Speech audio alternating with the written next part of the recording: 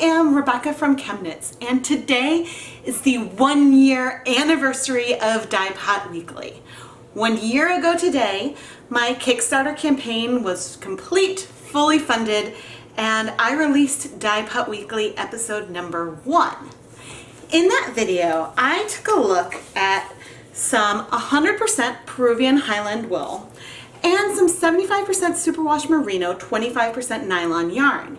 And with both of these, I attempted to create a speckled yarn using some dry KoolAid.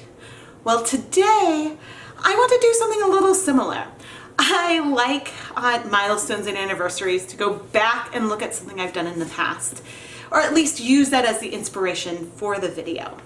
So today, we are going to try to speckle these same 2 yarn bases, which are 2 of my favorites and have been featured on the channel over and over and over again. We're going to try to speckle with some Jacquard acid dyes. I'm going to be doing this a little differently from Dyepot Weekly number 1. We're going to be doing this on the stovetop with some low immersion, and I picked these 2 fiber types because they really do behave differently from one another. Superwash yarns tend to absorb color faster. The colors strike faster and you get more defined speckles than on a non-superwash 100% wool yarn. So let's go start pre-soaking our yarn and explore and celebrate. Before we start heating things up, I am going to let all of the yarn pre-soak in just plain tap water for at least 20 minutes. In my dedicated steam pan, I've set this across 2 burners on my stove. I have 8 cups of water, and I'm going to add 1, 2, 3, 4 tablespoons of white vinegar. This is a fairly high amount of vinegar, a little more than I normally use, but I want to give the dye an opportunity to strike the yarn quickly. And I'm just mixing this up a bit with my hands because I have not yet turned the stove on. Now, let's start arranging our pre-soaked yarn. I'm doing something a little different now. Recently, and I think the first use will be in one of my Hanukkah episodes, but I'm now using these nylon reusable zip ties to help manage the yarn in the pan. It's something sturdy. It acts as another tie in its own right, but I can also pick up the yarn by this tie to flip it over without burning myself, which I think is a really nice thing. So I'm arranging it so that half of the skein is face up.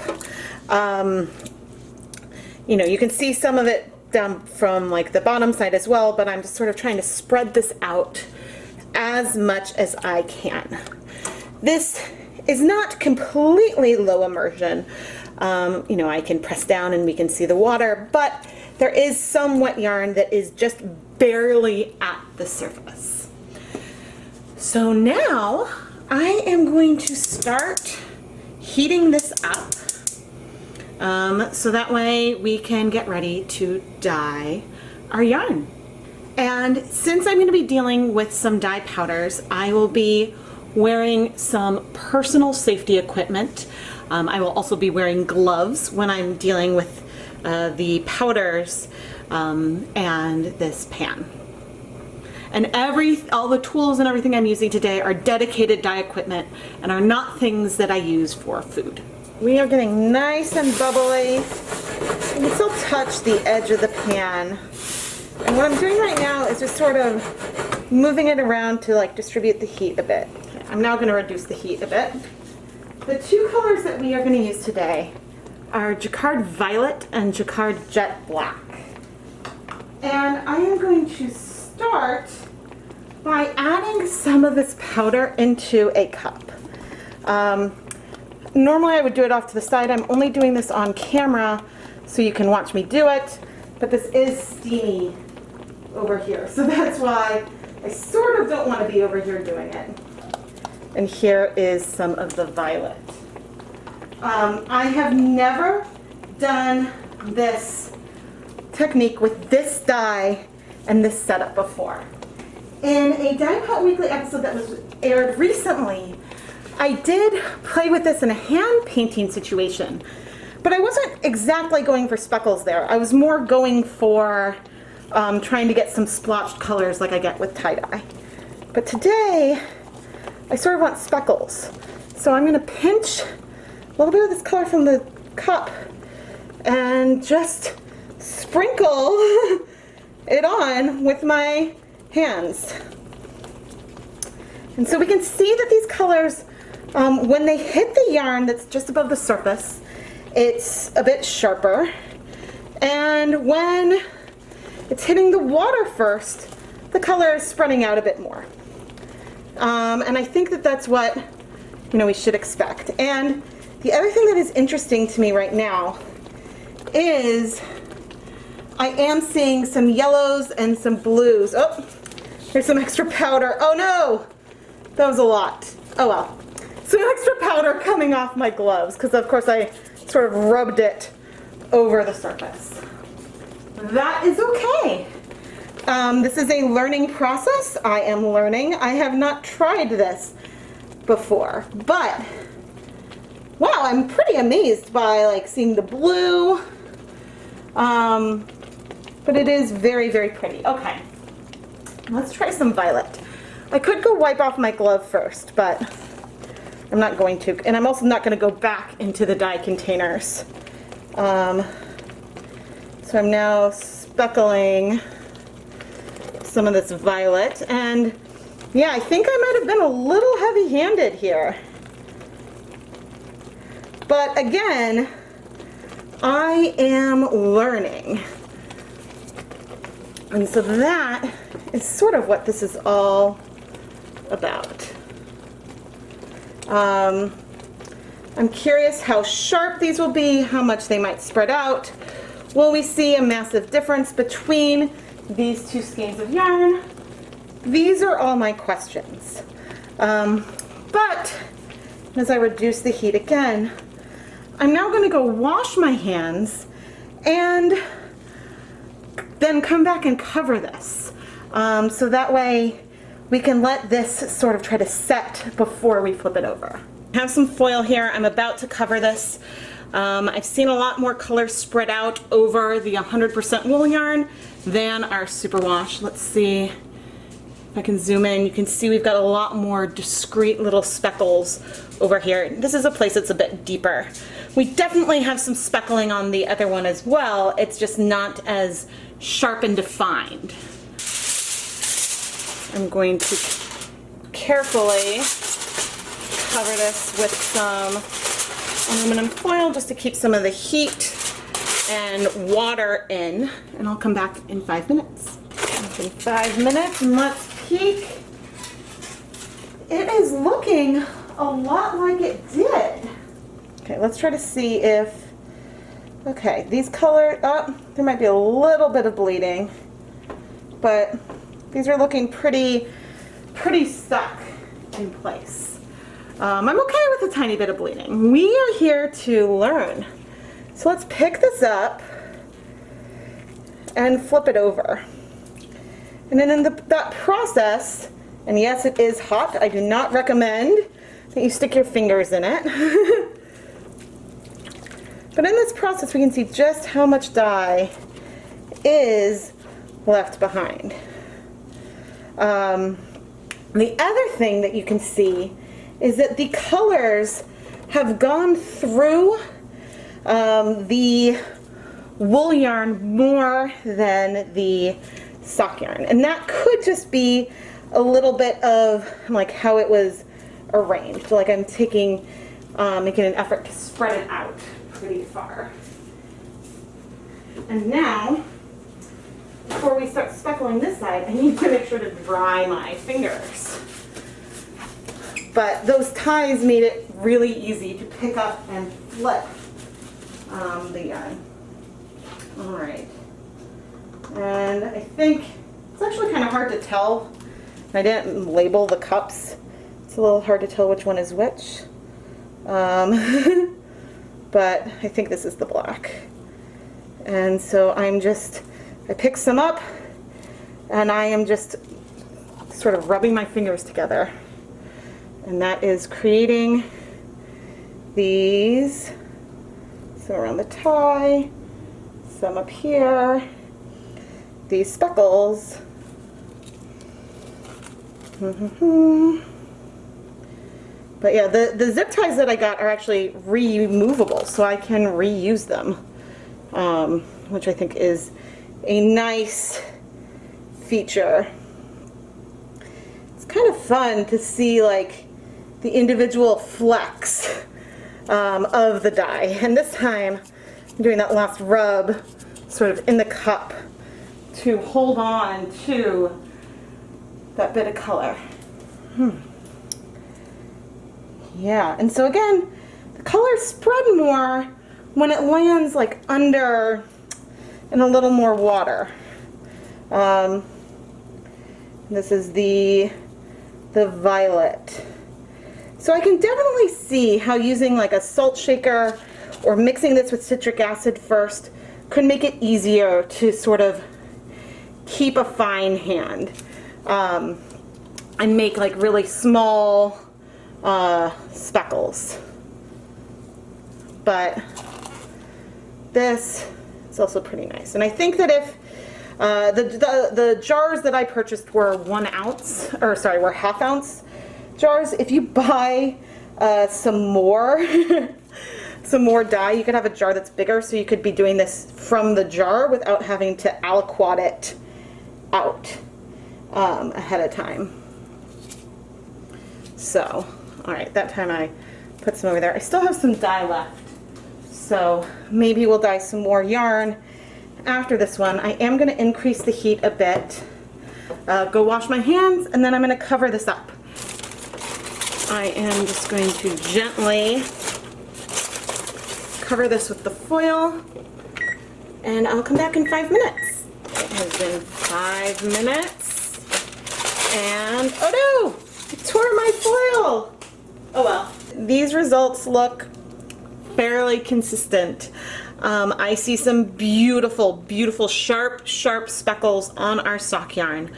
The 100% wool yarn also has some really great speckles, but it also has some more splotches of color.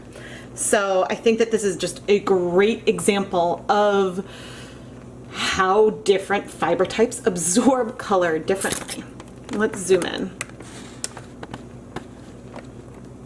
Yeah, so in this shot you can see some of our violet speckles in here, but if you compare these wider speckles to these pinpoints that we see on the other side, I would say that it's pretty drastic.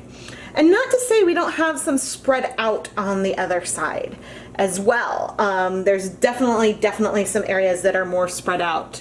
And even,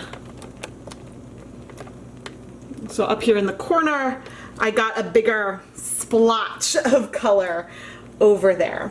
So there could even be some bleeding as I finally rinse out the color. But for now, I'm going to turn off the heat completely. And I probably could remove this from the pot right now, but I'm not going to yet. I want to let it cool a little bit, get a little more heat. I forgot that I wanted to check and look at the coverage, and okay, I'm seeing a little bit of bleeding. Oh, there was a heavier spot back there. But if I rotate this, you know, do I see massive white patches? And that answer actually is no. I'm seeing reasonable coverage of the yarn.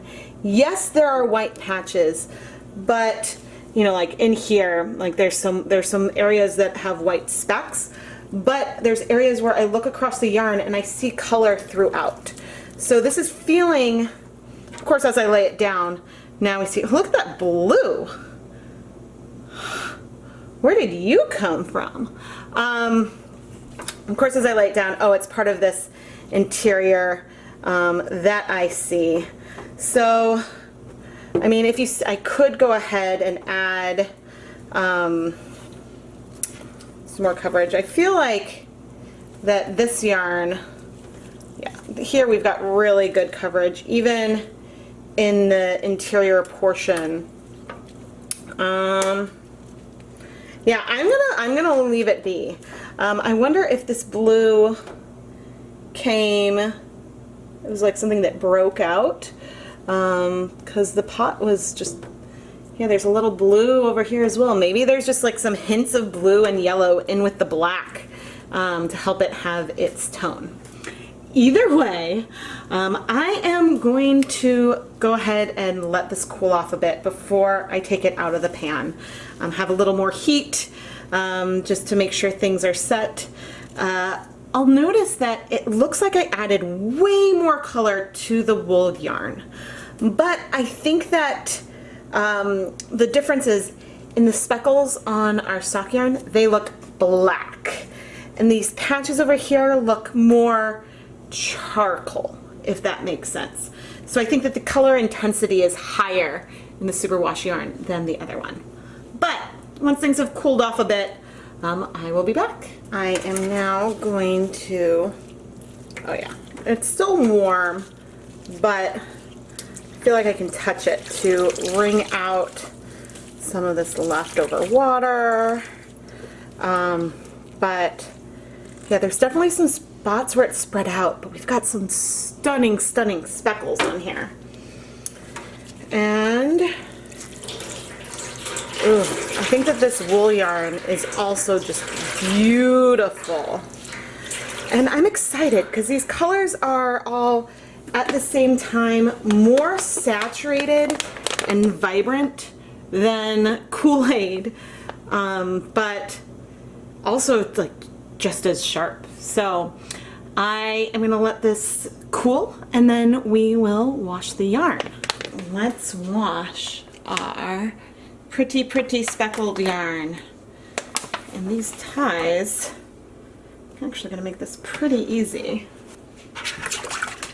The ties are nylon, so actually they will probably be dyed by the acid dyes as well.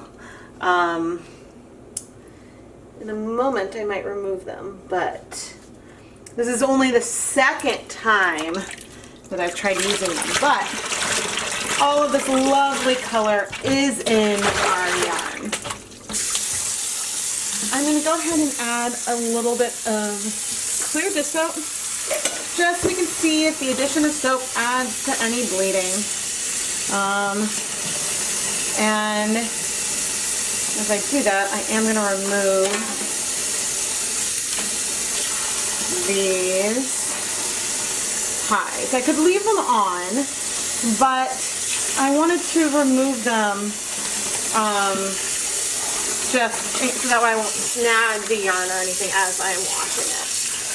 But we're in our soapy water, and that looks clear to me. So now I'm going to rinse out all of the soap, and I will rinse off these ties as well because I can reuse them.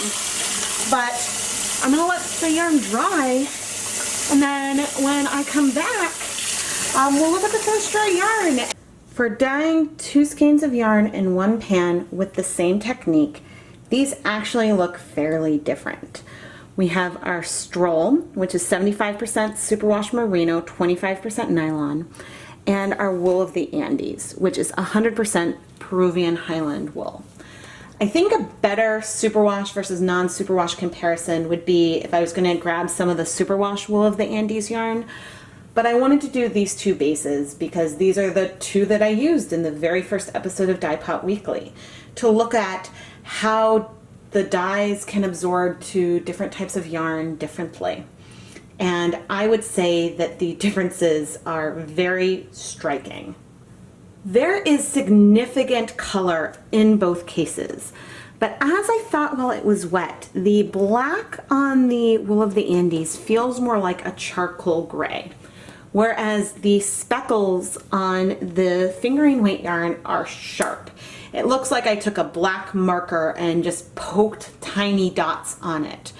Whereas Maybe I poked tiny dots on it, but then I sprayed water over it and let the colors sort of spread out a bit over here.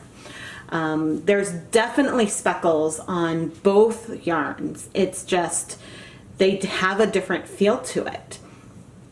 I wonder if I were to up the acid content and up, maybe not up the heat, but if I were to up the acid content a bit, if I would be able to get sharper speckles on the wool of the Andes. Whereas if I were to reduce the amount of acid and maybe add the acid a little later on, if I might see a little more spread and less sharpness on the superwash. I'm not sure either way, but this is certainly something that will be fun to play around with.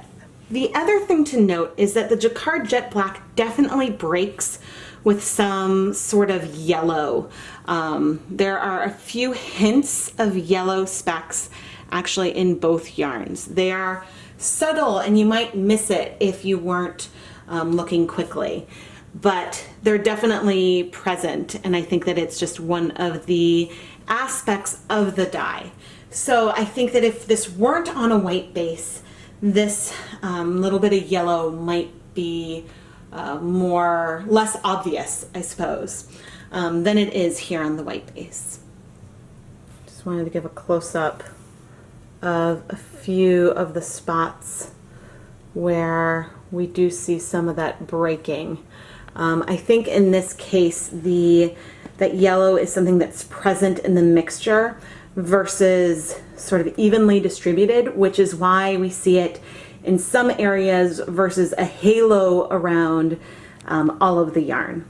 I am absolutely delighted with both of these finished speckled examples, and I'm really excited to use these dry commercial acid dye powders to speckle yarn in the future. The level of intensity when compared to KoolAid, it isn't really a fair comparison. We have so much dark and oomph, and I think that this really can layer over other colors really nicely.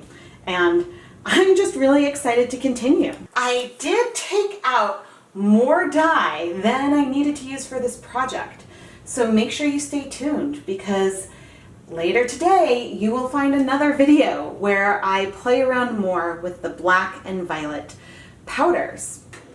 In the last year, I have explored a combination of commercial dyes, natural dyes, plants I've grown in my yard, things from the supermarket, and a lot more different ways to play around with food coloring when it comes to dyeing yarn. And I have so many ideas left. There are so many techniques and dyes left to explore. And I cannot wait to share this with all of you and explore the many ways that we can create beautiful, beautiful colors on yarn. The Kickstarter has been over for a whole year, but there's still a lot that you can do to support the ChemKnits Tutorials YouTube channel and help me keep producing more fun yarn dyeing videos. The biggest thing that you can do is subscribe to the ChemKnits Tutorials YouTube channel. Subscribe, give the video a like, leave a comment. All this interaction and engaging really does help the channel as a whole. If you're interested in supporting ChemKnits on a more personal level, you can check out the ChemKnits Patreon. It's a platform that is similar to Kickstarter in that you can support and help fund a project that you enjoy, but it's sort of on a more ongoing basis. And therefore the rewards are ongoing as well. If you become a ChemKnits patron, I will give you some really fantastic perks in return.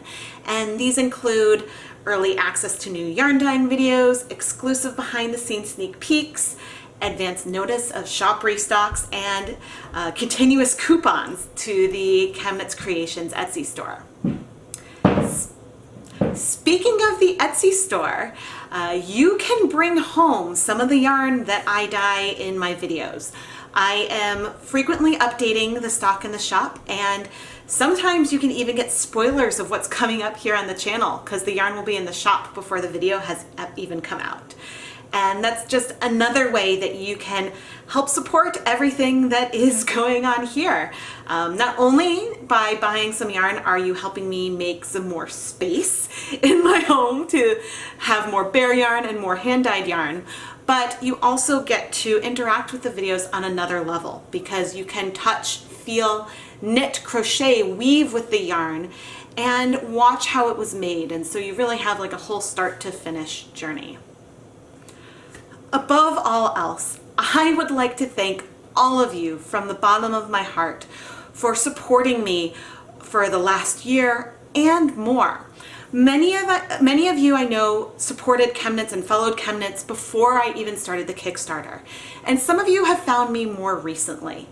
But I really underestimated the community aspect that there was here before when I went to go start and sort of up my rate of video production. And I am constantly blown away by your questions, comments, and just in general support. I do have a Facebook group, ChemKnits Lab, and it's where all of you can share your own dyeing adventures, ask questions, interact with one another in ways that it's harder to do in just the YouTube comments.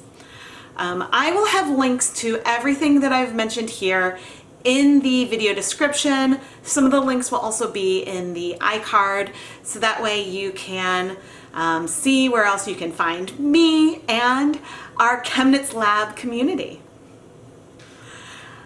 I don't know yet where the next year will take us, just as I had no idea when I started the Kickstarter where we would end up today. I just know that I am really excited and my list of video ideas just keeps growing, and I really cannot wait to explore all of this together. Thank you so much for watching.